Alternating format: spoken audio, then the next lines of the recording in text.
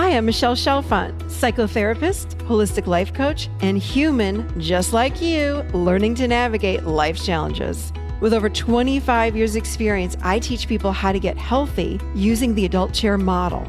The adult chair model is where simple psychology meets grounded spirituality, and it teaches us how to become healthy adults. From anxiety and depression to codependency and relationship issues, you can use the adult chair for just about anything. Each week, I share practical tips, tools, and advice from myself and a wide range of experts on how to get unstuck, how to live authentically, and how to truly love yourself, all while sitting in your adult chair. Welcome to the Adult Chair Podcast. Hello, everybody, and welcome to the Adult Chair Podcast. I am Michelle Chalfant. We are in August, everyone. We are in the first week of August. Oh my goodness. I know many of you are not only getting ready to send children off to school, but sending older children or young adults off to college. Yes, lots of people in my family are sending their kids off to college.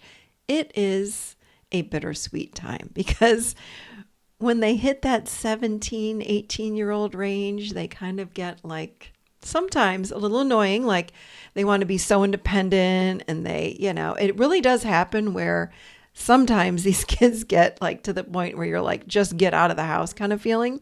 Yes, I know what that's like. And you're like, get out of the house, but I love you so much. So it's such a hard time. I'm thinking about all of you sending your children off to school right now. I can't believe I'm beyond that stage. My younger one is actually graduating in 2 weeks from college. So we're done here with kids in college, which is mind-blowing to me. Anyway, no matter what's going on, I hope you're having a lovely August. We are on week 5 out of 6 of our summer series. This show we're running today is all about relationships, how to save and strengthen your relationship. This is with Matt Fray. This was one of your favorite shows, so we're running it again. And let me tell you, he gives such amazing bits of information on how you can save your relationship. And you know what I love? When people give information that we can start applying today. And this podcast is no different. So we are on podcast number 326, and we are going to jump right in with Mr. Matt Fray. Here we go. So welcome to the Adult Chair Podcast, Matt Fray. Thank you so much. I'm really grateful to be here, Michelle. Yeah, it's so great to have you. And you and I were just chit-chatting about how I love your philosophy. Your philosophy about relationships is very in line with the adult chair model. And I think that the people that listen to the show are really going to love what you have to say today. It's a lot about, as you say, the importance of safety and trust. I don't think anything matters more than No. trust specifically, but I find safety to go hand in hand with that, meaning the absence of trust results in a loss of safety.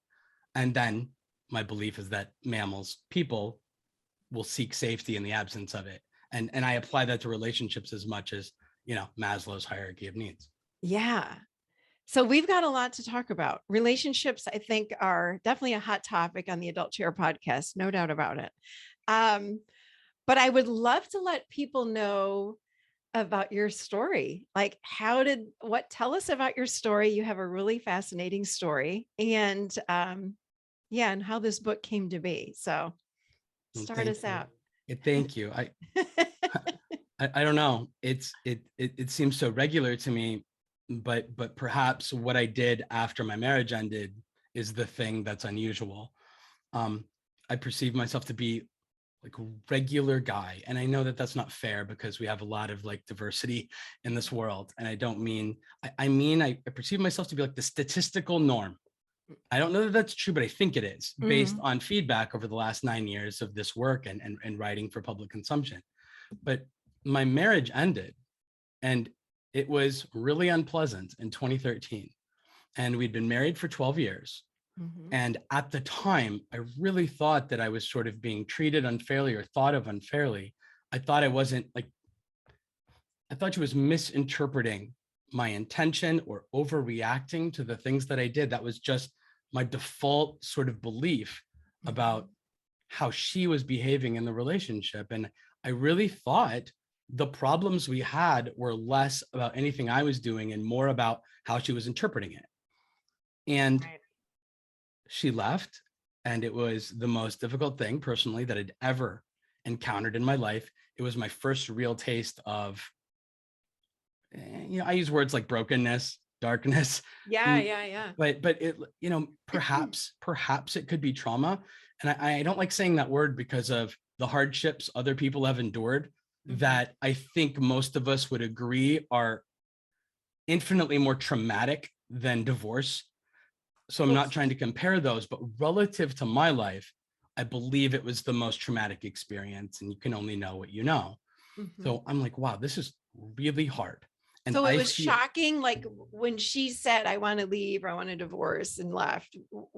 no, what was shocking was like the physical experience inside my head and chest after it happened, because I stayed in the guest room for, maybe I should back up a minute. Yeah, please. We lost her father a Oh. couple of years before our marriage ended, and it was awful. It was out of nowhere.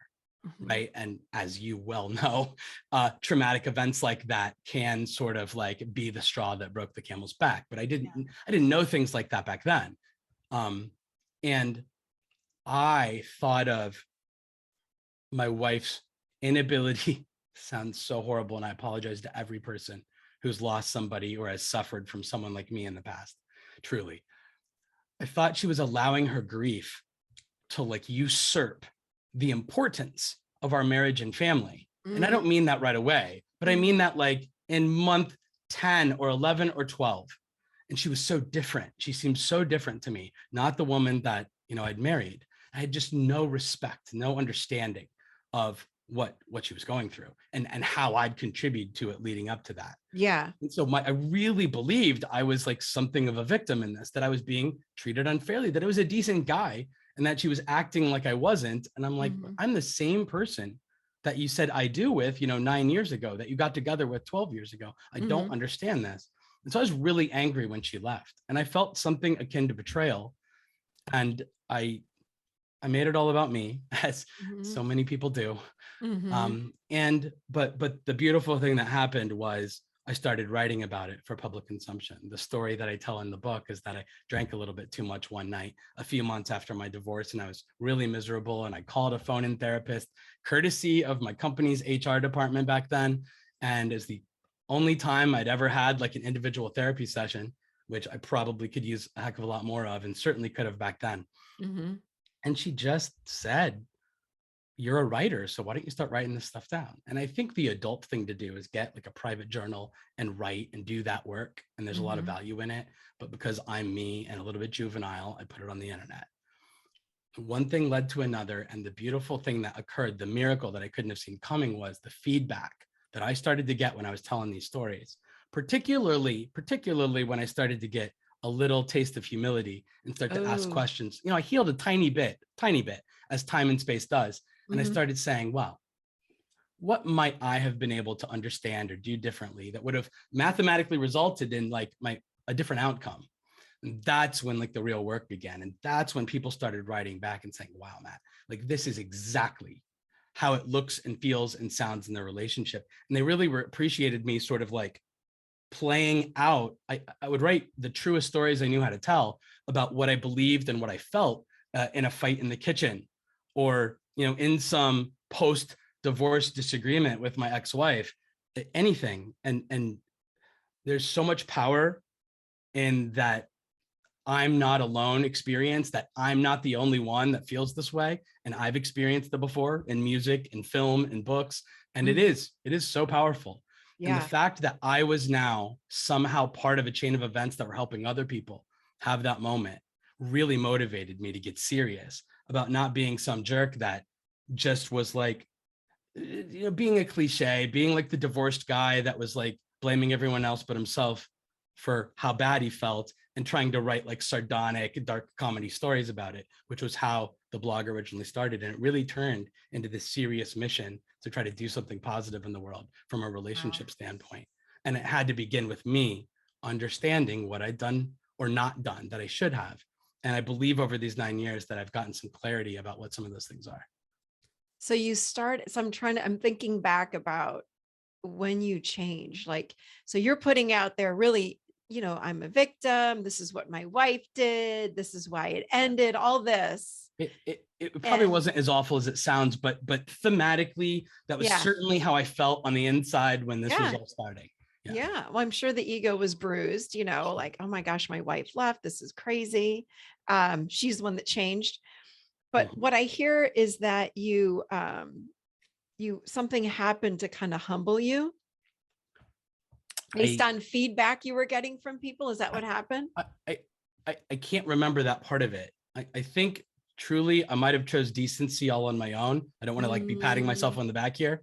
I don't, but I mean, that's when like healing truly began. When I took ownership and responsibility for my lot in life. When I realized that the math result where I was today was the sum of my decision making up to that point. Frankly, even if my wife was somehow this like not great person who did a bunch of awful things to me, I was still responsible. I was still responsible for the choices I'd made.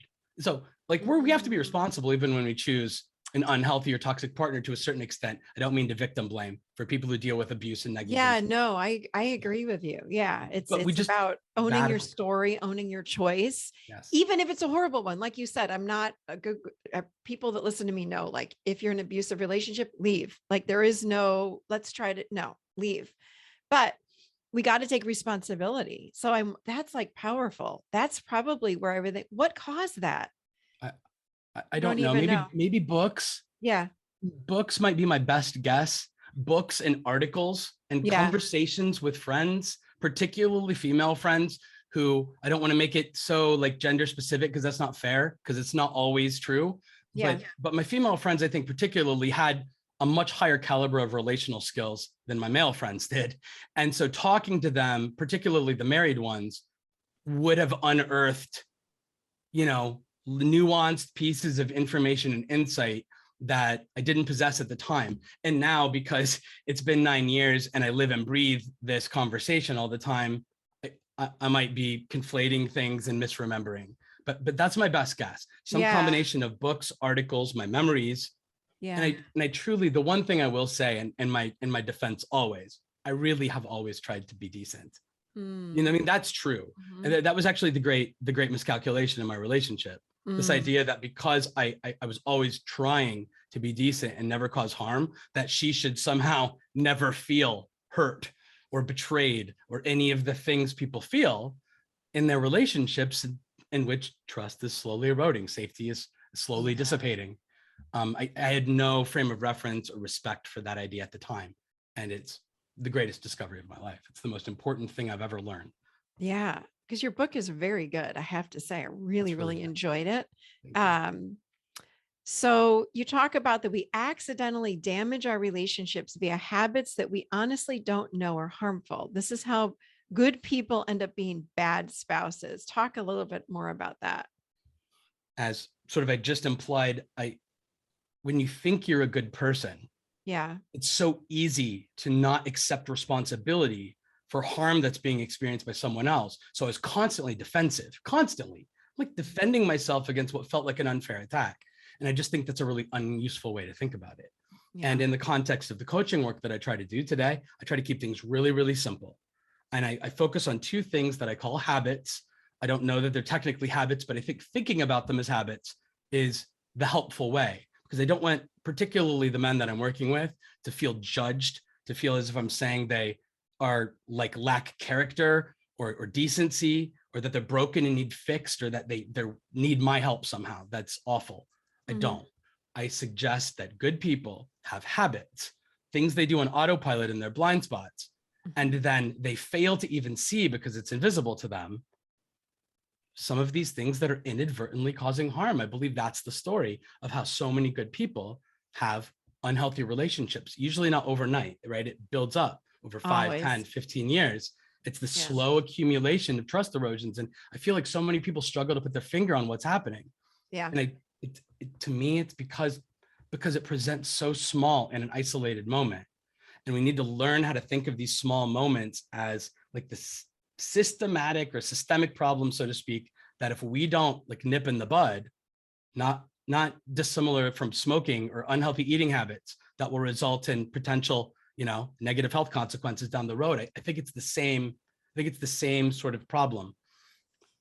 I think about this. I'd like your opinion on this, just in doing your research and all your own work on this and working. You said do you work mostly with men?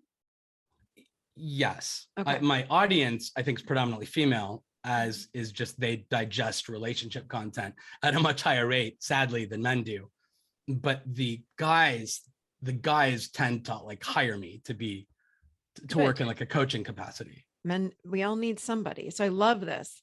But it seems to me, in working with people for over 25 years, that the problem is in relationships. And we can talk about romantic relationships, marriages, partnerships, but also like, I don't care if it's siblings, friends, co-workers, it doesn't matter to me. Right. The problem that we have is that humans in general, we don't know how to have honest communication, and we don't know how to have what I would call the tough conversations. So for example, you just used this example of something very small happens, your wife said whatever to you. And typically what we do is we sweep it under the carpet, or we get triggered, we say something snappy, and then we go on, but there's no talking about it. There's no repair. That's right. There's no repair. So it starts to erode even a little bit, and then a little bit more and a little bit more. And all of a sudden, X number of years later is when your partner comes to you and goes, I want a divorce. I want to end this relationship. And you're like, wait, what are you talking about? Well, I'm talking about, I'm over this. I can't stand all these years that you did this and that. And it's like, you never told me. Right. Because we don't know how to have the conversations. Right. So what do you agree, disagree? Tell me what you think about that. Strongly agree with everything that you just said. The way that I talk about it is, again, in this framework of we have habits. And so yes. The way that I believe this occurs, the way I believe these trust erosion paper cuts is how I think about them. This accumulation of paper cuts causes the eventual bleed out that ends us, is to me a useful way to imagine it. And I want to prevent the paper cuts so that the bleed out never occurs in the first place. Maybe a more precise way to talk about it is simply to maintain the requisite amount of trust in the relationship in order for it to be healthy, rather than erode it to the point of when some outside traumatic event, like God forbid, the loss of a loved one happens, and then that can shatter us and break our relationships. But in my coaching work, I focus on two habits. And the first one is how I would answer what you just described. And it is about validating even when we disagree. And please stop me. This is your show. Stop me anytime this takes on too long, but I'll be as brief as I can. I say this to every guy that I work with. This is the thing I call the invalidation triple threat. I believe we routinely invalidate people in three very specific but distinct ways when we disagree with them. And that this almost never harms our relationships outside of marriage. So it's so easy to write off as just harmless disagreement with the person that you love, because this doesn't affect your best friend relationship necessarily, or the one with your dad or your brother or your coworker or whoever. But it will absolutely over time destroy trust with the person that you share space with, children with, money with, have promised the love, like all the days of your life. I think it'll harm other relationships too, but it's just marriage particularly, or committed romantic relationships are so sensitive to this dynamic. And what that looked like in my life, and what I believe it looks like in virtually everybody's relationships, unless they have this on lockdown, is my wife comes to me to communicate that something's wrong, that she feels bad about something. And I think it's useful to think of it as being painful, because I'm sympathetic to the notion of somebody hurting. So it can be anger, it can be fear. And I mean, people hurt and they come and they just want to say, hey, this thing happened and it hurt me. Yeah. My wife would say that. So version one of invalidating her, when I disagreed, because sometimes I understood. And I think I showed up well when I did, when I agreed with what she thought happened. But so often I didn't agree with what she believed happened. And so I'd try to correct her. I'd be like, wait a minute, that's not what happened. I'd try to reframe it. The math result of that conversation is your feelings don't matter because they're based on something that isn't real, that isn't true. So I'm trying to correct her intellectual experience with what happened. Version one. Version two is just the opposite. This time I agree with what she says happened. Hey, Matt, I feel bad because this thing happened. And I agree that the thing happened, but I disagree that her emotional reaction to it is fair or appropriate. So this time I'm trying to correct her feelings. This time I'm judging her feelings to be wrong somehow or unfair. And I try to tell her so, believing I can solve the problem by her realizing that she's like overreacting to it is really, really foolish. Version 3, and again, every time we do this, and we do this all the time, if we're not being our best selves, it erodes trust. And this will end. This is just my strong belief that this accumulated over a decade ends you. And you don't see it coming because of how small each of these isolated incidents present. So you're never scared enough to like course correct along the way. I believe that's the story of why the divorce rate is what it is, why the dating relationship breakup rate is what it is. Version 3, I think, is the worst one in the context of trust erosion. It's defensiveness. Wife comes to me and says, Matt, I hurt because you did this or you didn't do this and you should have. You know, you essentially like broke a promise to me or you did something harmful. And I'm like, wait a minute, let me explain. Like, if you understand like why I did that or what I believed at the time, you won't be mad at me anymore. And that was like my way of solving the problem. And I believe defensiveness erodes trust, not just in the invalidation way, which it does. It invalidates the emotional experience she's having in real time. But it also, I think, implies that we'll do it again. When we're like doubling down on a behavior that she's raising her hand and saying, hey, Matt, this hurts. And then I defend it as this like really intelligent thing I should have been doing.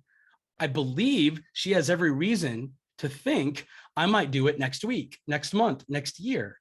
And then she has to think, wow, the person that promised to love me forever not only dismisses this pain that I'm feeling and trying to help him understand and like recruit him to help me solve this so that we don't hurt and have the same problem continue in the future, but he's not only is he dismissing it, minimizing my feelings and all of these other things, but he's implying that he's going to do this potentially forever.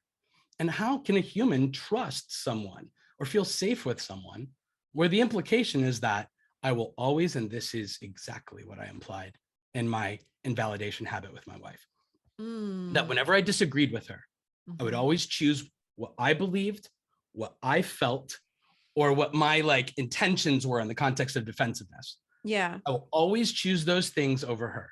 My beliefs and feelings will always trump yours whenever we don't see eye to eye on an issue. And so my wife realized if Matt doesn't agree with me, I have to subject myself to not being heard, to not being understood, to being dismissed as something he values less than himself. I didn't know how to see it that way back when I was having these arguments in the kitchen with her, but I know very clearly how to see it now. And I think I recognize the inherent danger in the slow buildup of erosion that occurs when we do this. And very good people who really, truly love each other can do this to one another. And this isn't exclusively a male problem. I agree. I think statistically, if we like lined up all the humans, more men would do this than women in hetero relationships. Yeah. Yep. I agree. I love that. And I think you're spot on. Good. Honestly, I really do think you're spot on. And it really does damage relationships and I think that women do it too. Absolutely. It's not just a male thing, but I would agree. Like women are better with emotions in general. Again, this is not like, all the time, black and white kind of thing, but it's like, yeah, women in general are better with emotions. We're better with tuning in and empathy. So you talk some about empathy and you say it's the number one skill we need to succeed in relationships. When we love people, we must honor their experiences, their reality, to connect with them on an emotionally healthy level. 100% agree. I talked about how dark and painful the early days of divorce were. And I needed it. And I promise you, it's not hyperbolic when I write the words, I kind of wanted to die. I had never experienced a level of pain and discomfort, mentally, emotionally, like a crisis of self. I'd never experienced anything like that before.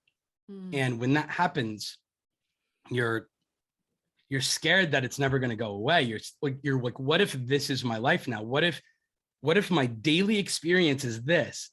And I had real questions about how long I would want to be around if every moment of my life had a lot of pain attached to it.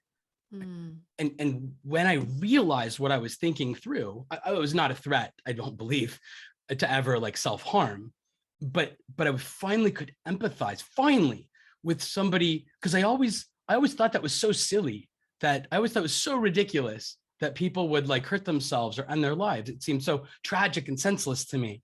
And then I had this moment where I'm like, goodness, if they hurt every day because of the things they were experiencing, might I, like, because we're more or less having the same thought process. I'm just blessed enough that I was able to heal with time, and that, I have lovely friends and family that were very supportive. And it helps so much. And the writing, nothing helped more than writing Yeah. these things down in real time and, Yeah. and learning how to take ownership. It's so empowering to realize I had so much more control over this outcome than I had originally believed. It sort of mitigates like the anger you feel and the fear of it, like a repeat scenario in the future. I don't feel like I have to be scared of this happening again. But there are Mm. so many things outside of our control, and that's fine. But I know that I can positively influence, or at minimum, not negatively influence this like safety and trust thing in relationships in my blind spots. Yeah. I don't believe I'm a threat to do that again. And I think that's really great. But so very quickly, that empathy lesson, Mm-hmm. I very quickly applied that to my wife. Within a week, I bet. I said, you know what? Maybe in her darkest moments in our relationship, when she felt abandoned and sitting alone on the couch watching HGTV while I ran off to play poker or to go play a video game, just whatever. It just, Yeah.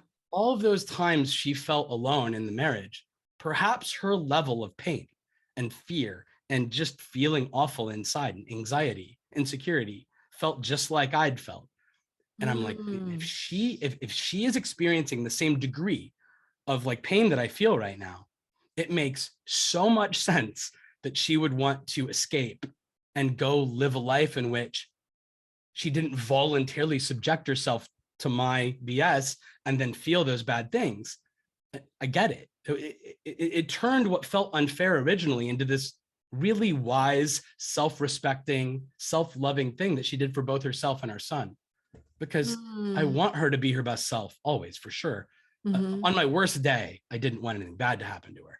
But even if I somehow was like, I'm missing the word, but like apathetic about her, I would still want my son to have a healthy mother so that he could live the best life possible the 50% of the time that he's with her. And Yeah. so those are the mental like kind of growth points. And I don't know how to really even say it. I don't know if that's logical or not, but I was sort of that's the chain of events that happened that took Yeah. me from guy who perpetually invalidated to guy who developed a sense of empathy that I think is really important to have effective relational skills. It's like you had an awakening experience because of your own grief, and what you had gone through is what it sounds like. Would It's that be true? embarrassing. It's selfish. I don't like that my story is I hurt so bad that I finally started caring about other people hurting. Yeah, but if it's what woke you up, then It is. there's a positive there, in my No, opinion. it is. I mean, it's too bad it didn't happen earlier, but it wasn't meant to happen earlier. It was meant to happen exactly when it did. So then you can turn around and get this message out to the world. So, you know, I don't think there are mistakes. That's my opinion again in the world. So the timing was perfect It, on some level. in On the some context level. of sitting in Yeah, this because now chair you get having to this go out and teach all conversation these with you. people how to do this. And this is Yeah. really important work that you're doing. Thank you. Um, Fine. yeah, for sure.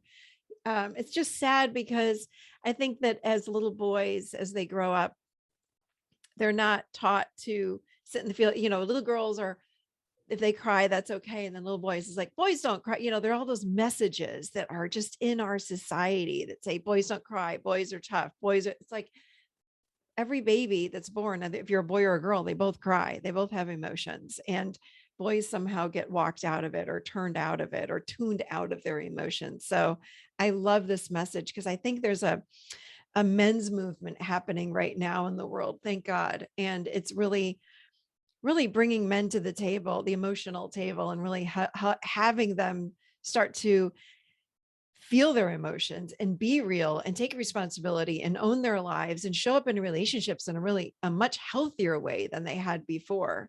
And empathy, it's the whole thing. It's like every human has the ability to have empathy. So thank you for the work that you're doing. I think it's really powerful. Yeah. If I may add to what you just said about Yeah. how we inadvertently feed toxic masculinity by raising boys a certain way. Again, not everybody all the time, but too often. I just wanted to like give a shout out to Jennifer Siebel Newsom, who the filmmaker who made The Mask You Live In 20. It's about this topic. Ooh, and so really? if there are any guys listening that haven't been exposed to like these ideas before about how young boys are raised a certain way and how that can really lead to a lot of emotional and relational issues as we age and date and get married and parent children and things like that. I just think Jennifer Siebel Newsom's movie, The Mask You Live In, really like presents this so well. And I don't know, it landed with me and it was great. Who is this? Can you say that name again? I'll put it in the show notes. Jennifer Siebel Newsom. She's actually the wife of, and forgive me for anybody who has political leanings a certain way. She's the wife of California Governor Gavin Newsom, but she works as a documentary filmmaker. So this is a movie though, a documentary? Yes. Love it. Okay. I'll put in the show notes in case anybody wants to watch it. It sounds awesome. It was, to me, it was really illuminating. Yeah. And the other word that you keep using, which I use all the time is, and I couldn't agree with you more, when you say habit. It's just a habit. I love that because we can change anything. It's a habit. Like, how are you thinking? It's a habit.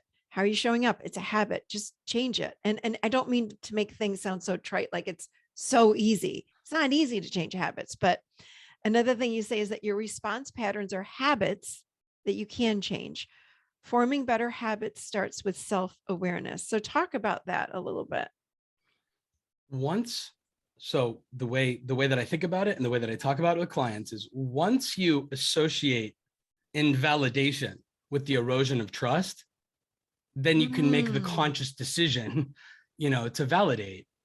And for me, I mean, to me, the simplest piece of advice to the guys I'm working with is this, because they very honestly are confused often by their wives, girlfriends, partners' reactions to the things that are happening. They are befuddled because they would never think or feel this identical thing. And they don't even know how to don't even know how to logically get to that same place.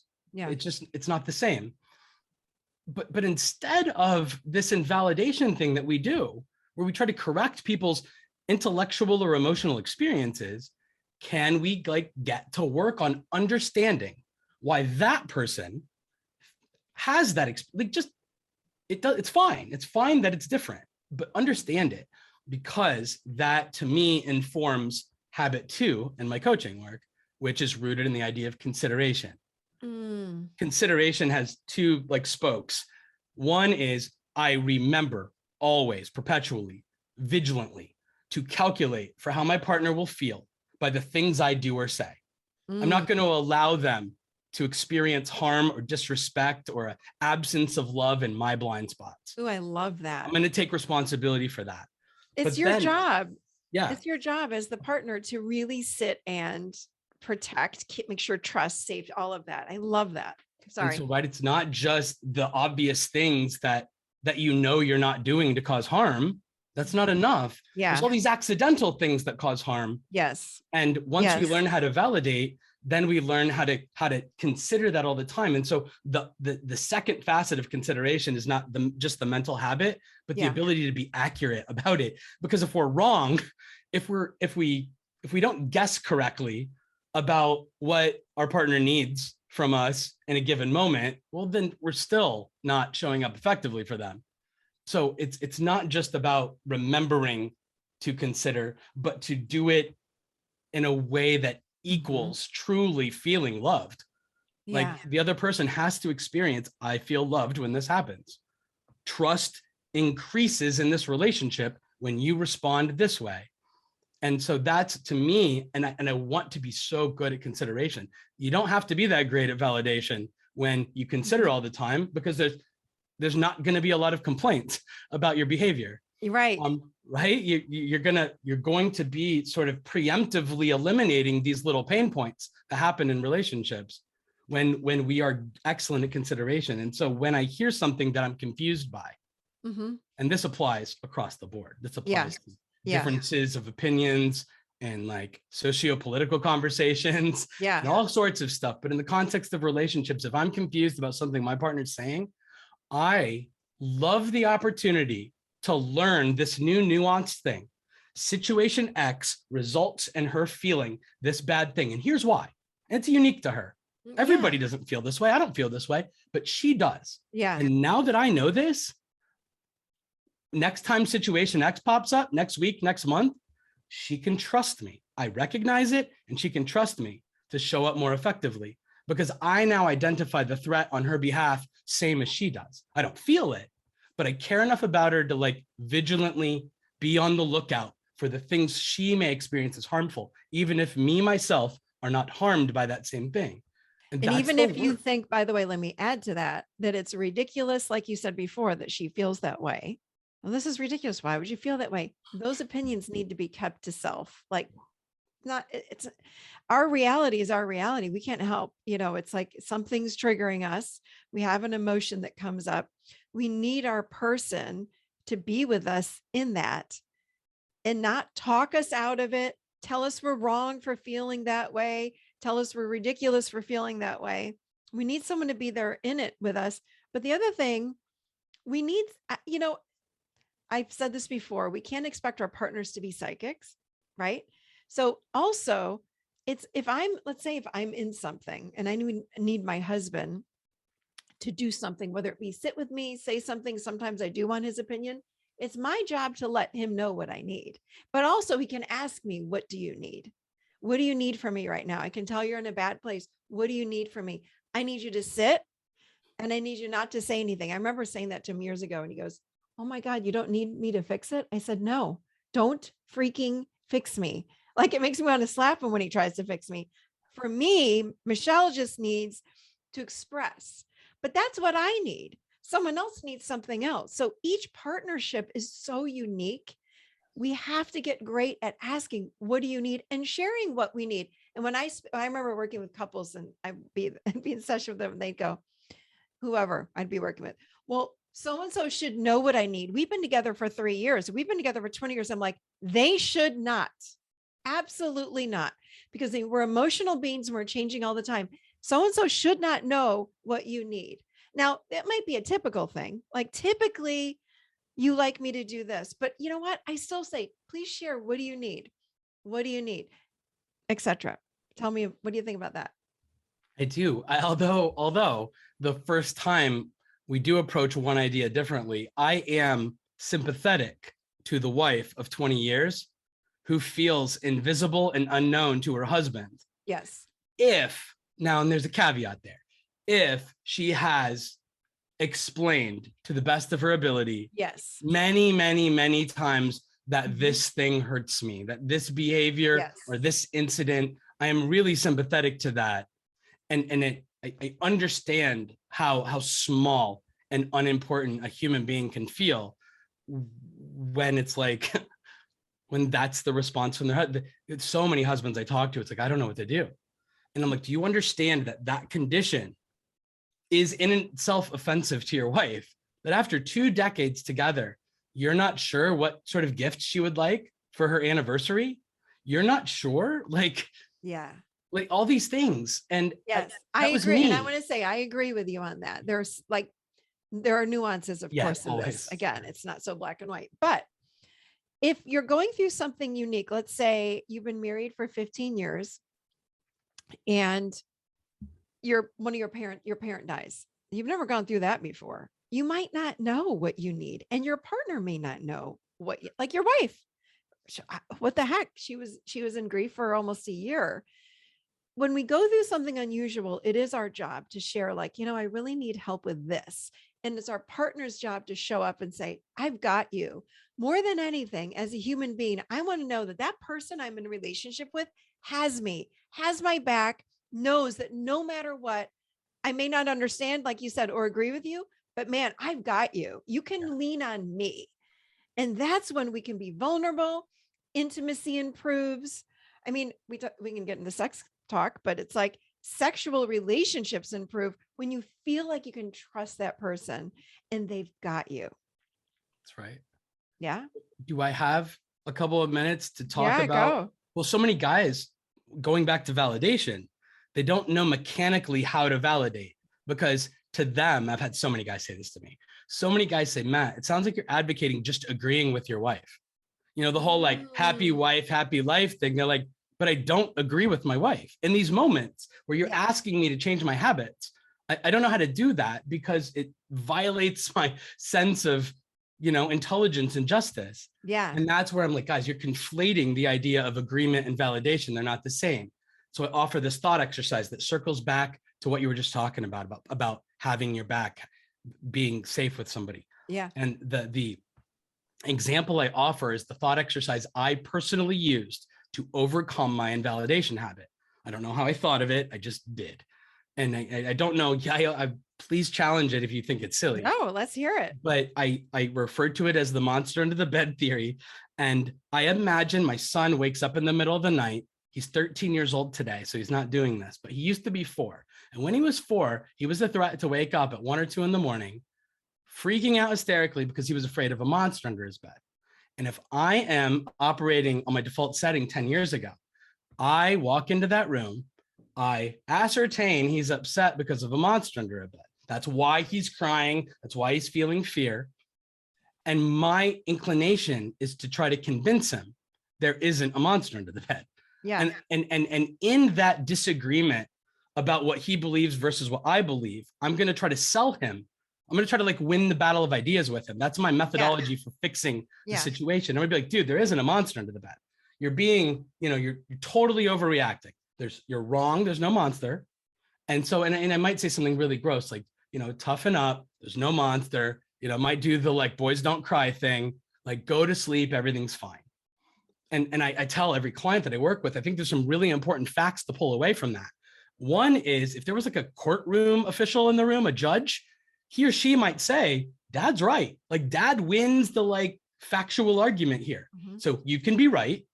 And I can love my son, love him more than I love anything. And I cannot try to hurt my son. In this moment where I'm saying these things, I am not actively trying to harm him. I just believe that's what I might have said to him on my default setting a decade ago. And it would not have been to hurt him. It would have been my methodology to sell him on the idea that he believes something that isn't real and he shouldn't. But I like to think about it like this. What's the math result of what I just did? The math result after I leave that room is that my son's still afraid. My son's still sad. He's probably still crying. Only this time he's alone in the dark. And he just learned that if he tries to recruit dad to help him with something and dad doesn't think the thing rises to the level of importance that I do as this, you know, scared person in bed, then dad abandons me, literally or metaphorically, to cry alone in the dark. And I'm going to trust dad just a little bit less now. And if this is how dad always shows up, every time something hurts me and I share that out loud, and then dad comes back at me with something that suggests I'm being weak or I'm incorrect or I'm crazy for believing what I believe or feeling what I feel, I'm going to lose trust. I'm not necessarily going to not love my dad. I'm not necessarily going to believe he doesn't love me, but he's not going to have my trust anymore. And he's not included anymore. When I grow up and I'm offered drugs or I'm getting bullied or whatever's going on in my teenage years that my dad might want to know about, he doesn't get to know because he's not a safe place to go with the things that are affecting me, that are hurting me. And so what's the better way? What's the emotionally healthy way to show up for my son? And I believe I hear my son crying. I run up to the room. I open the door. I find out he's afraid of a monster in the bed. But instead of hyper focusing on whether there is or is not some scary thing there, all I care about is that my son is afraid. And I want to sit on the bed and I want to hug him. And I'd be like, but I'm not sure there's a monster under the bed, but I can see that you're afraid right now. And I've been afraid before. And it is so awful. And I'm so sorry that you're feeling that right now. That's a really, really terrible thing to feel. Let's turn the light on. Let's look under the bed. Let's make sure there's no monster there. And then full circle to like what you closed with just now is the idea of being alone versus having someone's back, being there for someone. The thing I would want to say to my son today is, buddy, I just want you to know when things hurt, when you're afraid, when something's wrong, you can call mom, you can call dad. We're always going to show up for you. And we might not be able to fix what's broken. We might not be able to right what's wrong, but you never have to face these things alone. You never have to feel like you're the only one, like battling whatever awful thing it is that you're battling. And that galvanizes humans, and that maintains and or grows trust in a relationship. And I hope for anybody that might be listening that struggles with validation in a relationship, they can see the parallel to our adult relationship. When we focus on being right, we are a threat to erode trust, even when we're right, even when we love, even when we don't intend to harm. But when we hyper-focus instead on just relating on a healthy emotional level and empathizing and learning how to like show up in a nuanced way so that the math result of behavior is not I'm right at your expense and I don't care about how you feel, but no matter what, I'm there, and you never, even if I can't fix it, you never have to be alone in this awful thing that you're going through. I wish I'd given that to my wife. That would have absolutely changed the world. If all of the time she hurt, she didn't crave my agreement, she craved me caring about her. And that nuanced idea of you feel this way and that must be awful and I'm really sorry. And I'm going to do anything I can to participate moving forward in you not feeling that way. And even if there's nothing I can do, at the very least, you don't have to feel like you're the only one because I'm here. And I just think that is really an important idea where there's two, it's neither thing's bad. You're not a bad man. You're not a bad father. You're not a bad parent. If you go into the room and you talk to like your child that way in that hypothetical, I just believe one way erodes trust and one way doesn't. And I just think we should choose the one that maintains safety and trust in the relationship if we value togetherness. Oh, I love everything you said. I'm so glad that you don't So think beautiful. That's ridiculous. Okay, It good. really is. It's not, again, it's not about being right. It's being there in it with that person, whoever it is. And I love that you spoke about your son, because what you do in relationship with your partner, again, husband, wife, whomever it is the kids see. The kids are feeling the energy. The kids are learning. How do you show up with your kids? It's like, what are you modeling? I love this, because that's a great example about the monster under the bed for your son too. Because as parents, I think we fall into the role of like fixing them. This is the way that what you're saying is not true. This is how you should do it. Instead of being with them in it. So thank you for bringing that up, because I think this is just the way healthy humans live. It's being in your adult chair. Honestly, it's just, this is how healthy, emotionally healthy adults should show up. So thank you. You're really setting a benchmark for people out there in the world. This is really just a great, great book. Everybody needs to read this book. Thank you But so really, much. so the question is, people are listening to this right now. What can I do if I'm listening to this going, oh God, I got to change my relationship. I need to show up differently. What can someone do right now to change how they're showing up in relationships? I don't want to repeat myself and go redirect me anytime you want, but No. me, the low hanging fruit, and I believe this invalidation problem exists in the statistical majority of relationships, at least some of the time. Yep. I mean, to me, that's the low hanging fruit is I'm not going to invalidate. Like, perfect. I'm not going to do that. What I'm going to do, and I think maybe a clearer way to think about it is to have successful conversations. Yep. Either partner should be able to go to the other in a healthy relationship and say, hey, something is adversely affecting me. And the result of that conversation should be the other person saying, oh, wow, you're experiencing something bad. And because I love you, I want to understand it. And to whatever extent I can participate in you not feeling that bad thing anymore, I'm going to. And that's just not what we do. And not because we don't like our partners or not because we crave like their pain somehow. It's just this habitual disagreement. It's this thoughtless, careless conversation habit that we have. Well, we really think that we're helping or at minimum not causing harm. But we have to learn how to see the pain, learn how to see the harm.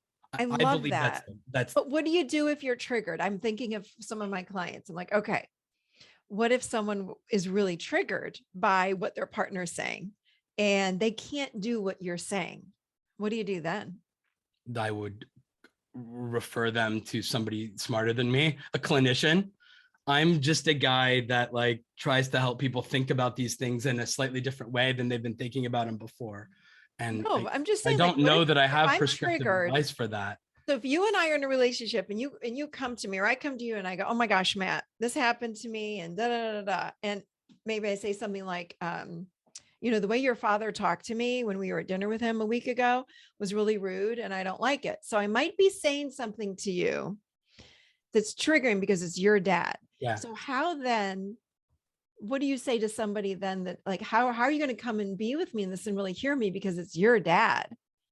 And that might be triggering you. Yeah, no, that requires a lot of growth. I mean, to me, I don't, if there's a light switch methodology for switching from somebody who reacts how I used to react to somebody who I hope I would react to that in an appropriate way, I'd still be a threat to defend my father, like in that situation today. I mean, I have to really do the work.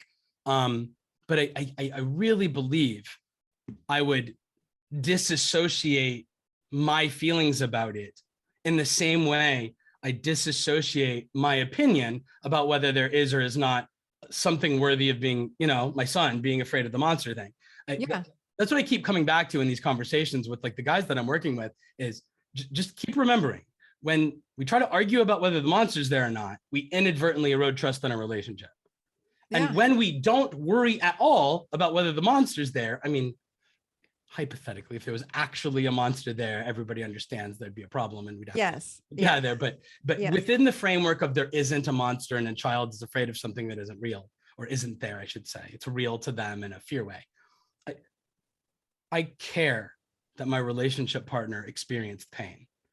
And I don't need to defend my father because he didn't try to cause harm. I might need to have a conversation with him about boundaries and things like that. Bingo. Right? That was good. Yeah. So I got to back her up, but I have to understand it first. I mean, the first thing I would do is it's like, dad said something to you and it doesn't make any sense to me that you'd feel bad about it. Help me understand why that. The truth is today, I think if I was in a room with a relationship partner and my dad did say something, I think I'd know. That's the difference. So the people who don't recognize it, I think, are a threat to invalidate and not show up for their partners effectively. Yeah. And the people that are in tune with their partners and vigilantly considerate of how, as life's happening, they might be feeling about it, I think those people will recognize in real time what's going on. But you don't have to fight with your father. You can just have a private conversation with them later in the spirit of backing up your wife. Yes, in the spirit of backing up your wife or your husband, like whoever it is that you're in a relationship with. But it's remembering that your partner comes first, your marriage, your husband, your wife, your girlfriend, boyfriend. And then I like that, though. It's just really validating that even if you don't agree, and I know you've said this many different ways today, but I think it's hugely important. You validate even if you don't agree, even if you think that person's crazy, you are still validating because it says, I'm there with you, even though I might not, and you don't say to them, I may not agree with you, but you're just being there with them, which helps to build the trust and build safety. And that can change a whole relationship. So if I'm thinking about people listening saying, I really got to change this relationship I'm in. You just offered some beautiful tools today to do that. And it is about trust and safety. Yes, it really is. So, I mean, I think safety is at the root of why the relationships I'm focused on, I'm sure it's everybody really, but I'm just focused on those people that aren't doing things that like are overtly harmful, that don't seem like visibly obvious. It's these nuanced ways in which we erode trust in our blind spots. I just think safety is so critical to think about there. I think it's easy to understand why somebody who's physically violent or a criminal or even like an addict, even somebody that isn't like awful, but has like something that's a threat to like harm the relationship, how this feeling of safety can go away. But I think a lot of men that are like, I get up every day and I perceive myself to be a good husband and a good father, and I go to work and I don't cheat, and I don't lie, and I truly love my wife very much. And everybody seems to like me and think I'm a great guy. She's the only person that ever complains about me. Like that's the guy that inadvertently erodes trust in his blind spots because he can't make the like logical connection. to your point about not agreeing, in the chapter in the book in which I go into like the monster under the bed scenario, I open that chapter, if I'm remembering right, with this scenario where you get a phone call. I'm like, imagine you get a phone call and you pick it up and a person on the other end identifies themselves as law enforcement. And they say, we're so sorry, but someone you love, and they say the name of like your best friend or a family member or somebody has passed. There's been an accident and they're gone. Wow. And you're like, and so maybe there's like an hour or two, they ask you to come down and identify the body in the morgue in this thing I made up. And you get there and there's all these people standing around and they pull the sheet back. And then that person who you thought was dead for 2 hours jumps off the bed and laughs at you because everybody had like gotten together to pull this prank on you. And I just think it's important to think about, it doesn't matter always what's true. People can experience really, really awful things inside them. Yeah. Even when something didn't happen. And I like the extremeness of believing somebody had died and going through the shock and the grief. It's really dark. I mean, I don't think people should do this in real life, but I think when we like play it out in our heads, it's easy to understand that, yeah, we would feel like somebody died, even if they hadn't. And can we just have like the emotional wherewithal to apply that even to things that present way, way smaller than that, like a dish by the sink, laundry on the floor, toilet seats being left in a certain position, you know, the decision to grab a cup of coffee at Starbucks and not text your partner to say, hey, would you like anything when you get home with your drink, and they feel a little bad that you forgot them. Like these are the small things that erode trust in relationships. And you might calculate that that's not as big of a deal or not as harmful. But I just encourage people to remember that it doesn't matter whether the monster's there. It doesn't matter whether your friend died or didn't die. You can still feel like somebody passed. Your child or your whoever can still feel the same level of fear as if there really were a monster under the bed.